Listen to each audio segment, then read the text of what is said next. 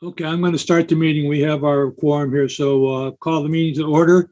Is there anybody out in the public that has anything to say to this meeting? Anyone out there that is not a member or have anything to bring forth? No public audience? Okay, moving on to item number 1 is the minutes of January 5th. Do I hear a motion to accept these minutes? So moved. Second? Any additions or corrections? Yeah, I have some corrections I'd like to make on page 6. It talks about Mr. Juror and his concerns about the windows in the schools that cannot be opened. There's at least one, if not 2 sentences that were not picked up that I had made as clear as I had hoped to make clear. So I'd like to have Janice jot these down, and I'll read back to her best I can according to my memory. Right after the words windows in school cannot be open, the next sentence should say, Mr. Juror also stated that the school in particular, being a 1-story addition, that we want to have our students and occupants to have the option of an emergency egress window opening to leave the building with supervision if under assault or threat by others, which sadly happened in other school districts, which has sadly happened in other school districts. So I want that to be added to the minutes. I think it's a very important point that I was trying to make at the time.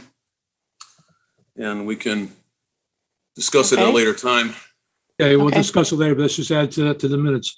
Okay, the people that made the motion and the second, do we accept the addition to the minutes? We change the motion to say to accept the minutes with the exception of page 6 of the addition of Richard Durr's comments. Yes, we can do that. Okay. Any other comments? Hearing none. All those in favor? Aye. Opposed? Okay. Just a comment on that, Rich, on page 6 on the bottom, that there was also Jeff mentioned a comment, Winzinski mentioned a comment to have operable windows that also concerned the safety problem. And it said that went on to say that we couldn't do it. But you want to make a comment to that, Jeff? My recollection was that to Richard's comment that we would look into it, and yes, if we had operable windows, we would look for a means for which to control the extent for which they opened. So we'll look at both that and the emergency egress window and price that out with the rest of the team. All right, so you are looking into it is the question, I guess. Absolutely. Okay. Any other comments? All right, moving on. Board of Selectmen, Eric, you have anything to report on this? Hi, everybody. Just that the Board of Selectmen and Board of Ed are kicking off the annual budget process, which basically takes us between now and May when it goes to referendum. I have nothing else specific relevant to this group, unless anyone had any questions for me. Okay. No, but I would like, go ahead, question, who has a question? And I know that other members of the committee are concerned about the conflict of interest or not conflict of interest. Did the Board of Ethics get back to you about the issue that was raised at the last meeting? I was going to bring it up, Rich. I have in front of me a letter from Maria. On the Board of Ethics. I wanted to know if we got a letter from the Board of Ethics. Listen to me, please. I heard you. I have a letter from Maria Caprilla regarding the Latimer Lane School Construction Management Services, the letter regarding Arcadis and ONG joint venture.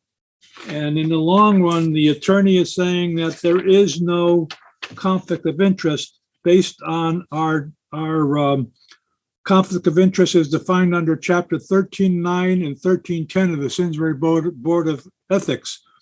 However, someone brought up earlier, and we'll talk about it now also. So basically, Jeff, if you get a copy of that letter to Janice, she can put it in the minutes. I would appreciate it under the section. But also now, I open it up. I think somebody has some comments they wanted to make of it. Rich, I think you had some comments you wanted to make of this letter? I do. So what I don't think that the lawyer contemplated is that Arcadis is overseeing O&G. Yet they're partners elsewhere. So the ability to oversee your partner in a different venue is inherently a conflict of interest. And the question is not, is one gonna make money off the other by doing this? That was never the question. I've never questioned your motives for that. What I question is the ability of Arcadis to actually oversee O&G to the point where if something happens, Arcadis is willing and able to knuckle down on O&G as hard as they would on anybody else who was not in a relationship with them. That's what the conflict of interest is. That is not what I think the conflict of interest that the lawyer actually looked at, because they were looking at enrichment. Yeah, but who made the complaint? You have to read the whole letter. It's in there. It basically focuses on enrichment. So what I'm saying is that the conflict of interest is about oversight and the veracity of that oversight given the relationship that exists. I would like the lawyer to opine on that particular piece explicitly, because I do have it's a conflict of interest. That's all I really want to say about it. And that's not what was contemplated by the attorney. Ryan, you're in this kind of business oversight thing. Do you see something different than what I'm seeing? Well, I'd say two things. If we're going to discuss the opinion of counsel that was offered by the town attorney, I would suggest that we do so in executive session, as that's a privileged document. And then if we're going to continue, I would say we should do so in that manner. Good point. Before we go there, Mr. Chairman, Yes. before we go into executive session, Hold on, who said we're going to executive session? Let me make my comment, sir.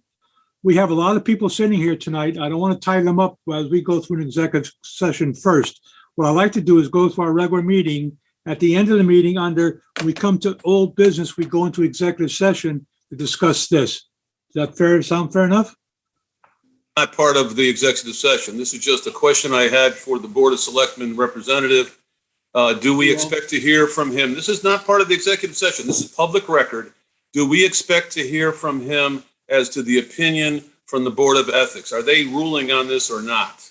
My understanding is that based on the town attorney's opinion, it hasn't been referred to the Board of Ethics.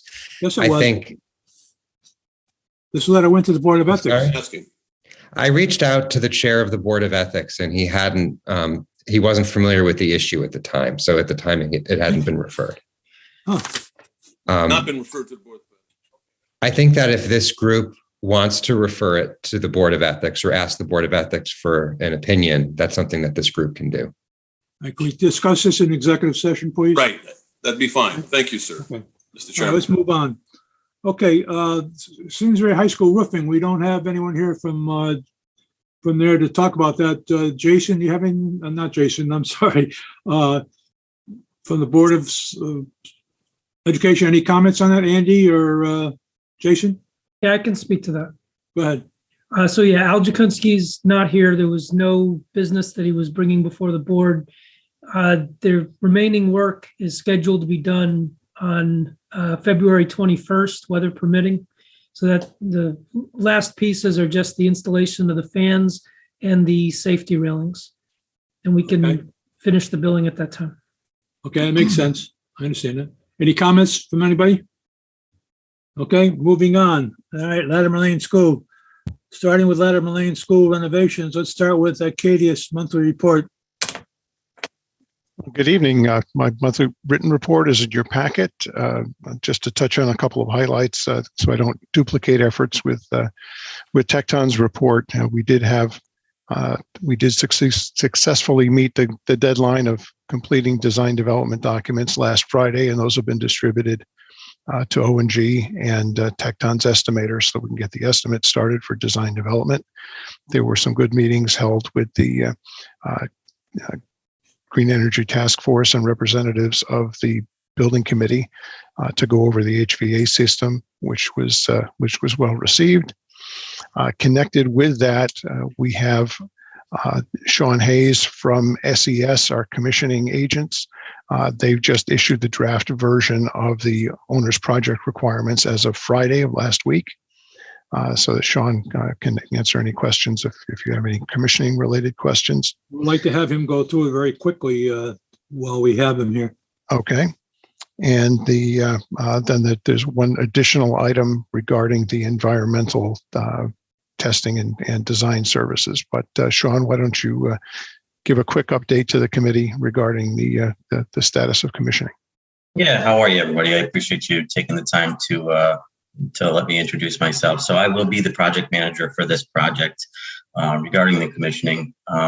As Jack mentioned there, we did issue the first draft of the owner's project requirements document on Friday. That was with feedback from the design team as well as Jack and ideally the rest of the committee team there who did have feedback on that. So that's out for review. And will be revised throughout the project, but as of right now, it's out for initial review. With this DD package coming out, ideally we will get a copy of those DD documents as well and start our design review process when the time is right. So going forward, we'll be working with the design team and Jack's team to make sure we're up to speed on where the design's going, to make sure your best interests are being pursued through the design process. And that covers the state requirements as well? Absolutely. Okay. Yeah. Any questions? Anyone? No one has any questions? Okay, John, any more? Yes, I believe sometime today you received a copy of the quotation that we received from TRC Environmental Services for the environmental testing and design required for abatement and whatnot for the building. This was a solicitation that was made off of the state bid list, which was a direction that we received. We have received a number that would lead us to an initial testing and review budget. I would recommend if the committee is willing to move forward tonight with an initial purchase order to TRC. Talk to us about it so we know if we can or not. Sure. We have, again, one of the acceptable ways of procurement for a grant-funded school project. If it's under 10,000, you can award directly, as the town sees fit. Beyond 10,000, either full public solicitation, or we can procure material, services, and construction off of state contracts. TRC is a firm that the town is familiar with and has done work on your projects in the past and hold a state contract as environmental designers. And we were requested to solicit a number from them on a scope of work that was vetted through folks at the town level that would provide the review of the phase 1 environmental service survey for the site, as well as review existing documentation for asbestos and other hazardous materials in the building. And then provide both testing as well as the design that would lead into the construction documents for the removal of those materials. Their number was? Their initial number, including a $1,000 fee for the review of the existing site testing, would come to $33,285. After the review of the phase 1 report, if a phase 2 study, which would include some borings and other site testing, would be necessary, then that would be another layer to the onion, so to speak. But other than the review of the existing phase 1 data and tank closure reports and the like of documents that already exist, we don't know that we have to go that far. So this would be kind of a bit of an a la carte menu, depending on the results of that site soils investigation. This number does include the testing and inspection services necessary to determine the materials that are in the building and how we would deal with them and get that information into the bid documents. So that part would be included in this, and then there may be another bite from the apple, depending on what we find as far as site work, and ultimately some funds to oversee the work during the abatement process during construction. Hold on a second. Rich, you have a comment? Yeah, I'm a little bit confused because I'm looking at the TRC information we got this afternoon. So for the phase one, how much is it for the phase one review? 33,285. No, the review of the existing Oh, phase review, I'm one sorry. document is $1,000. $1,000. That's shown on page 5 of 7 of Okay. the quotation request. So this won't necessarily go to a full phase two review. That's correct. It was after they review the phase one, they'll determine whether we need to do additional borings and other investigations that would become part of the phase two. If phase two identifies materials of concern, then you do a phase three, which is the design of the remediation effort.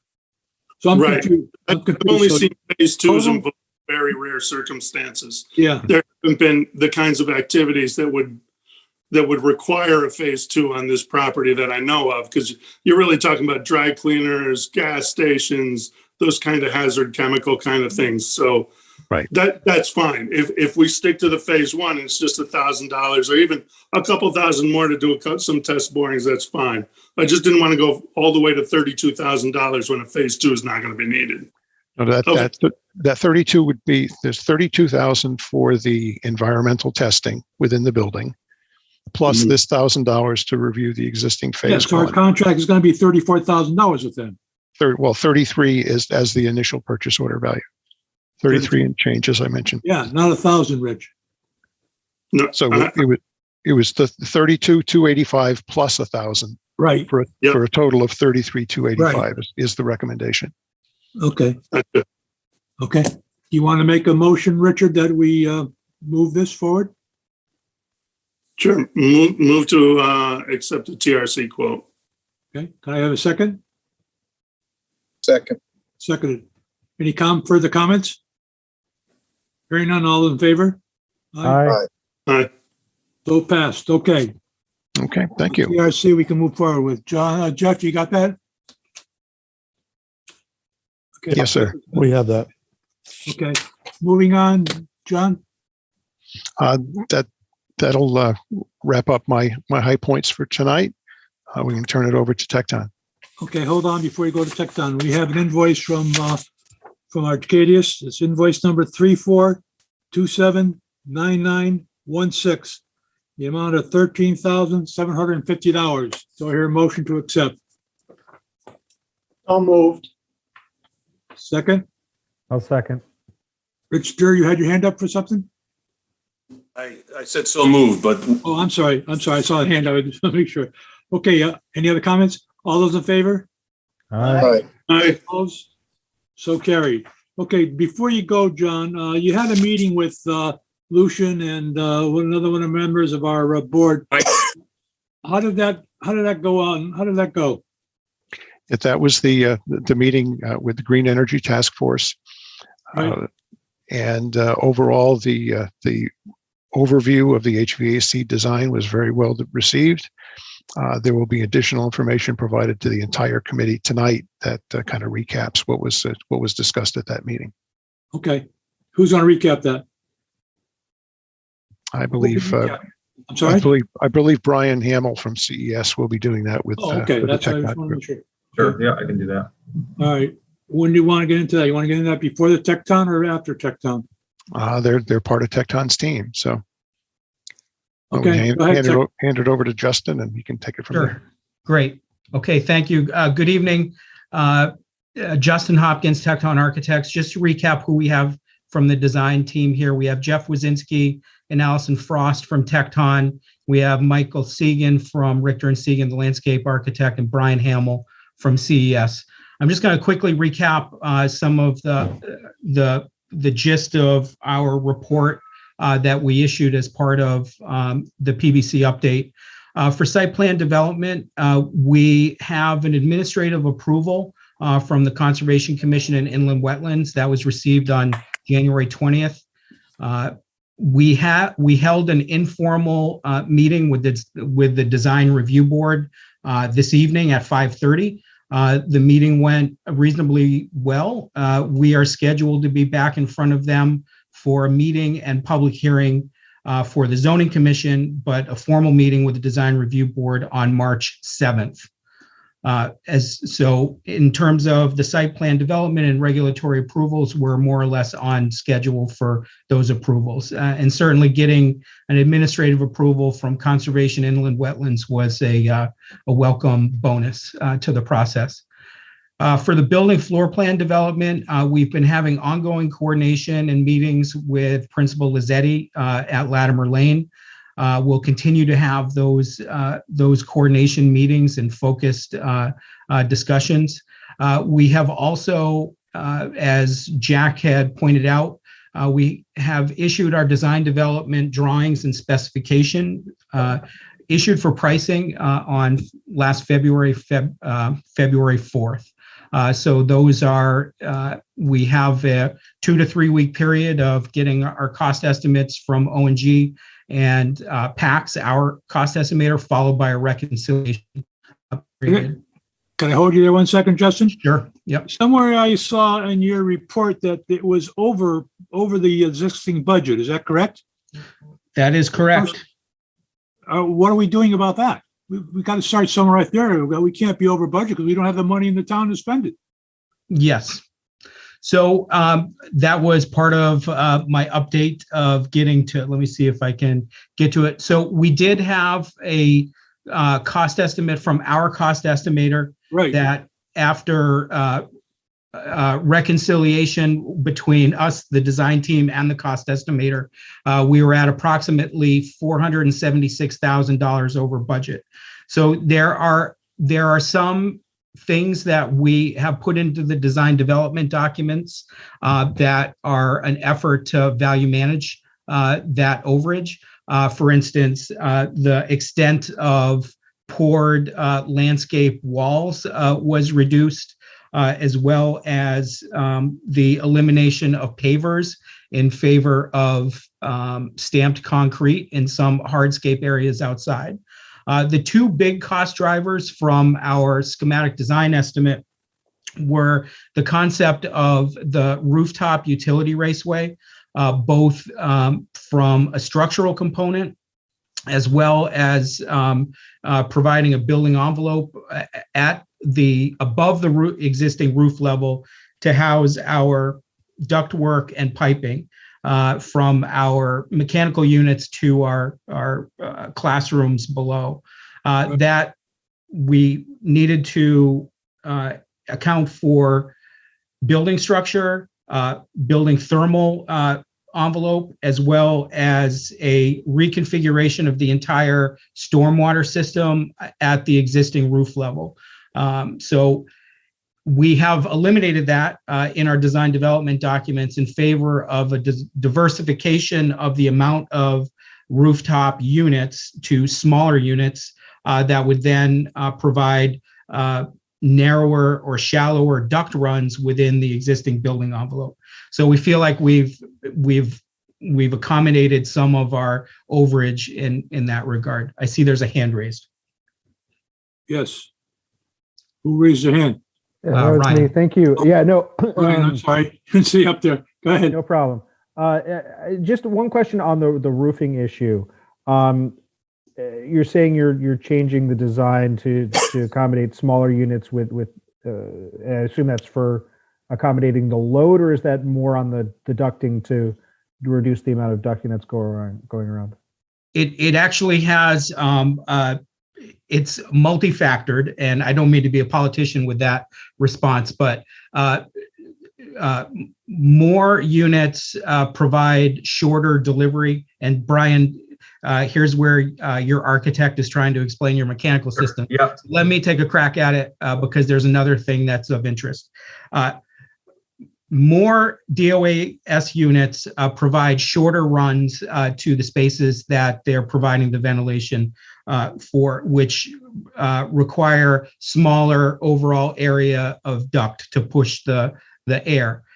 We also, through our initial conversations with O&G relative to sequencing and phasing, there was a concern about having 2 larger DOAS units that we would then, to try and serve the entire classroom wings of the renovation, it became problematic to sequence that in an order that made sense for the existing operation of the school. Okay. So I actually have I'll share my screen. I don't want to go too far down this rabbit hole. My concern is this, and I appreciate that explanation. Sure. How is this impacting the footprint on the roof? Because I know space was tight up there to begin with, and one of the kind of charges this committee had was to get this to be a net zero ready building, meaning that there needed to be enough room on that roof for PV.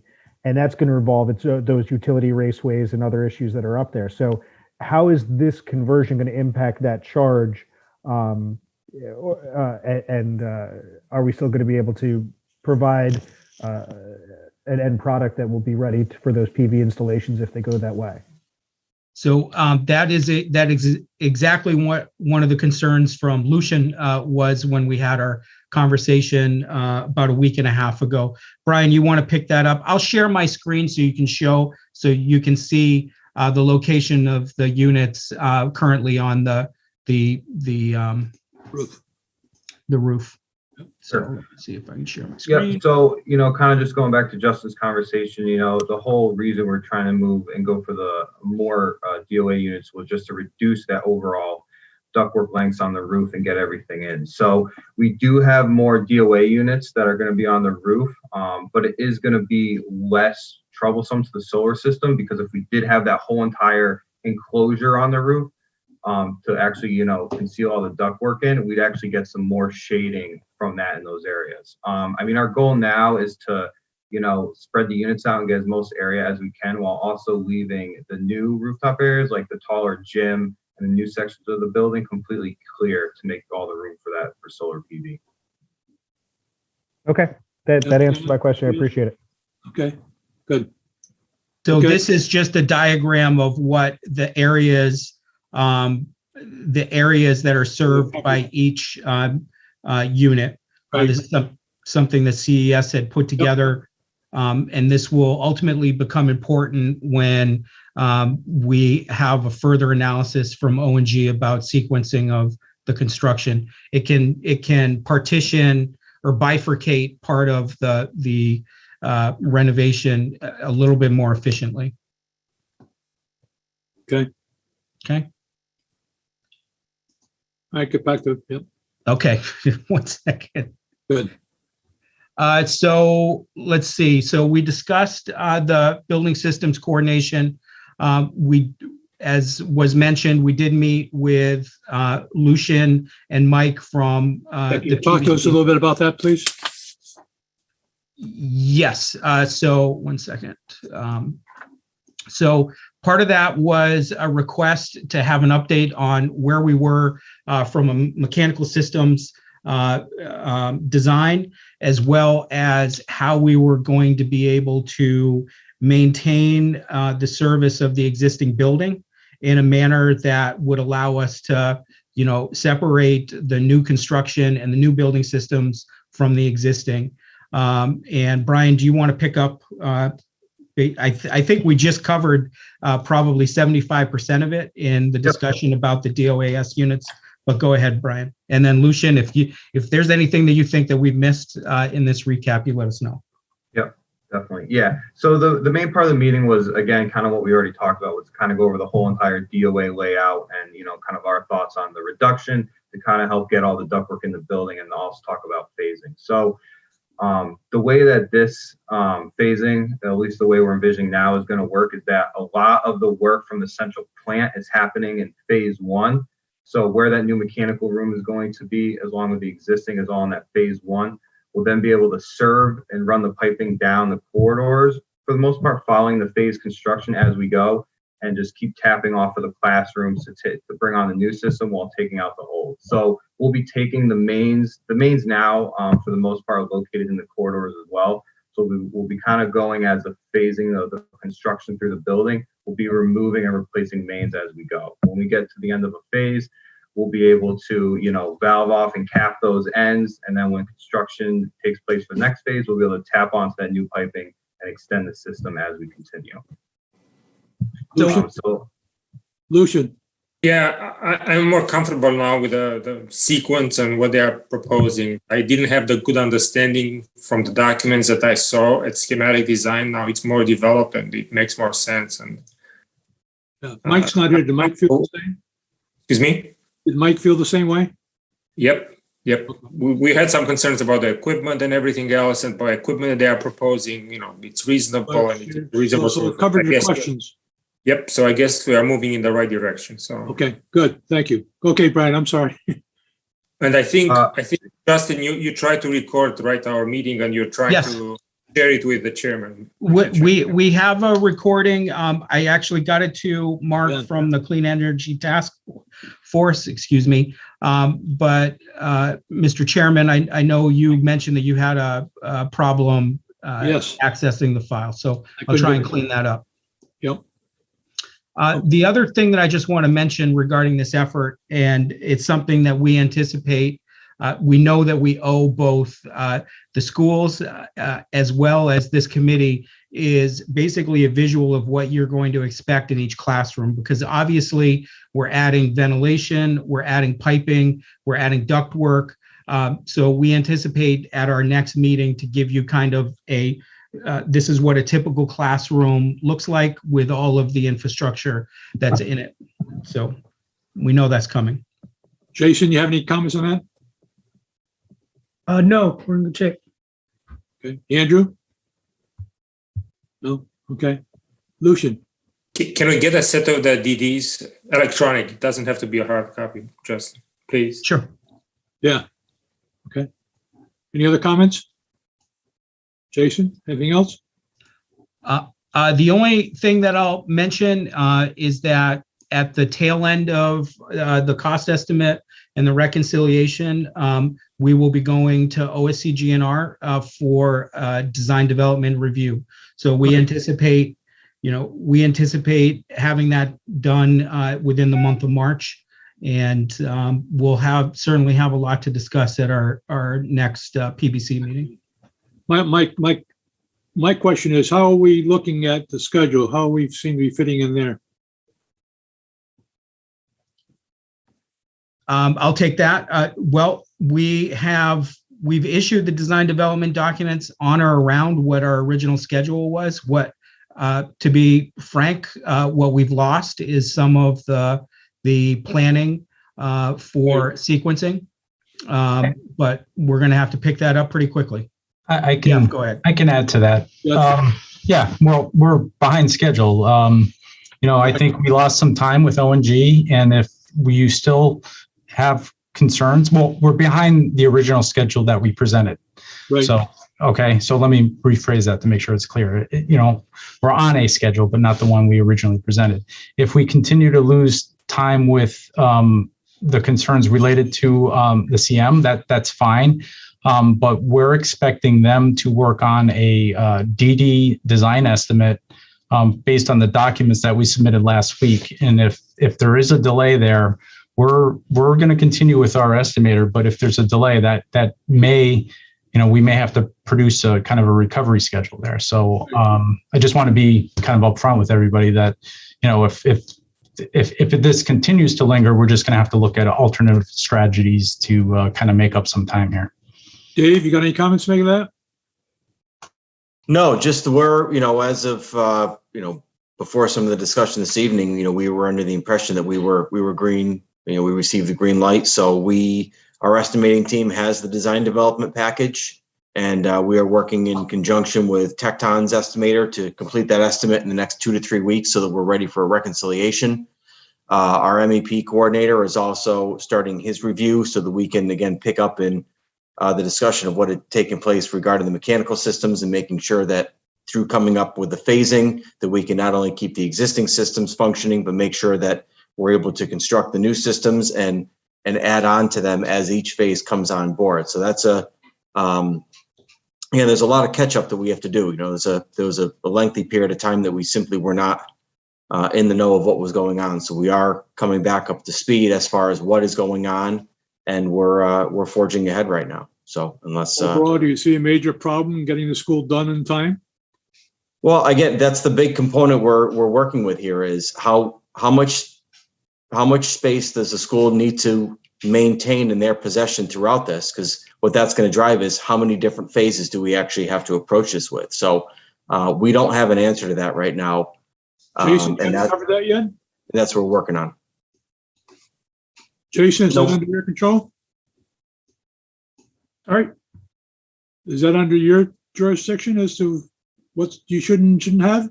No, I'm sorry, Dick. We know the requirements now. We know how many classrooms. It's a matter of putting that all together and seeing when we put, 22 classrooms, some adjunct rooms, what does that give us for real estate to be able to renovate? And then that turnover time of going from one phase to another. No, but the school was very clear as far as what they required. Now we just really have to put that into the program. Okay. Any other questions? Dick, I have a question. Does the estimate include or not include the geothermal system? The SD estimate? And I haven't had a chance to look at it. I'm just curious. It does for the, correct me if I'm wrong, Justin, it does for the base, for the core system, if you will. Yes. And there's an add alternate for the kind of expanded, the full geothermal system. That's the way that we've partitioned this. So the baseline cost estimate has the hybrid geothermal system. Thank you. Okay. Lucian, you had a question? Yes, David, if I may, will you do, I think during the interview, you said that you will do beam coordination, clash detection for the system. Correct. Yep. So I think what we're working on now, Justin, I think my guess is Nick Kassler is going to be in touch with you as far as getting the model so he can do clash detection. Yes, Mark Sidensky had asked us for the Revit models earlier today. We have since provided them to you guys, so that's ongoing. Yes. Great. Okay. Yeah, I met with Nick maybe mid-morning, and he said that was in the work. So thanks for getting those over to him today. Okay. Perfect. Thank you. Any other questions? No. Hearing none? Okay. Are you all set Mr. with Chairman, what you want to say? I had a question. Fine. Question. Yeah, I'm looking at the drawing L100 on the site illustrative plan, and you show the existing athletic fields where it's the possible geothermal well location. Mm-hmm. If I recall, that is also going to be a staging area and where there's going to be construction access. Is that not a correct recollection? I think that's part of what ONG's site logistics and sequencing plan upcoming work is going to be. So knowing where that is will help inform where the laydown areas and the staging is. Yeah, obviously the concern being you don't want heavy equipment rolling over those wells. I mean, you guys know that, but I'm curious to see what that plan is. Yep. Nope. Got it. Yep. Anything else? Okay, I have an invoice from Tecton, invoice number 44733, dated 2/3/22, for the amount of, where is the amount here? Hang on. Invoice amount is $206,489. Is that correct? Tecton? Yes. Okay. Yes. Can I have a motion to accept that? So moved. So moved. So moved. Second? Second. Okay. Any questions, comments? Hearing none, all those in favor, signify by saying aye. Aye. Aye. Opposed? So carried. Okay. Anything else to report on Latimer Lane? Hearing none. Rich, do you like to make your motion to move in so we can move in that direction? Question to the chair. Make a motion to move into executive session so I can move forward here? Question to the chair before you consider that motion. Since I see in the attendees of the meeting tonight, the individual who had raised some questions about this whole situation with our JV in the first place, would the committee have any interest in hearing from him? Who is that?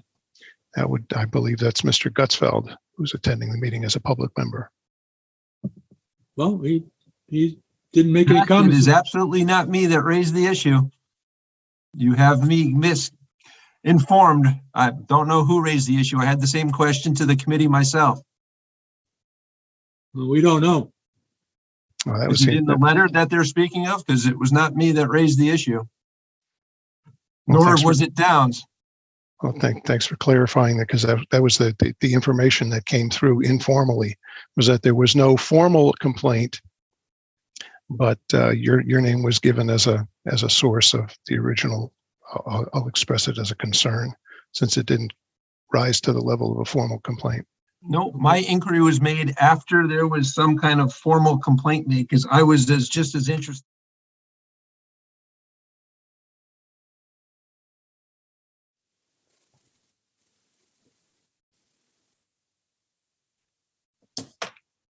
Okay. And we're going to record it, of course, as a backup. Okay. All right, being recorded for backup. Okay, we're back to our regular meeting under the thing we have.